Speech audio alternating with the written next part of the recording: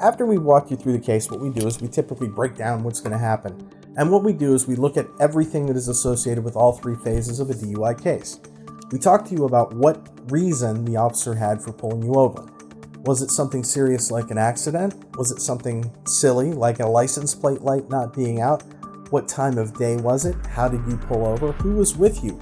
All of the different factors that are associated with pulling you over so that we know how we can defend and we know how to look through your case like the officer looked through your case.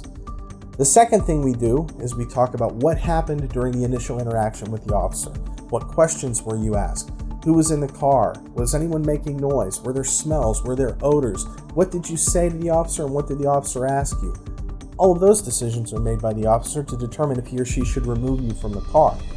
If they do remove you from the car, you're usually asked to take certain field sobriety tests. Field sobriety tests typically include an eye test called the horizontal gaze nystagmus, a walk and turn test, and a one-leg stand test. Officers who have been through what we call A-ride training, or officers who suspect marijuana use, may also employ what we call the lack of convergence test or the Romberg balance test. All of these different field sobriety tests are subject to challenge, and we will certainly challenge, but we want to know as much as we can about how you did on the test and how the officer performed his portion of the test, meaning how did the officer tell you to take the test.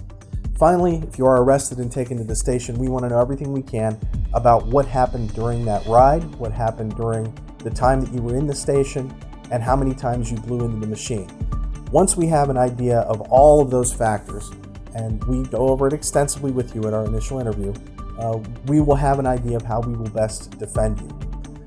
The last thing we do at an initial interview is we go over price. Unlike a lot of other attorneys, I actually try to give you a price and not give you a range. If you come in, you can expect a price and a plan. So when you come in, we'll make sure that you know what you're going to be charged, and you're going to know what our plan is for defending you. Hi, this is Charlie at DaytonDUI.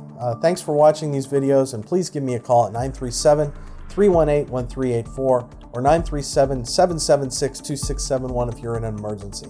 You can always go to DaytonDUI.com. We've worked hard on it. We hope it's a good resource for you. Again, thanks for watching these videos.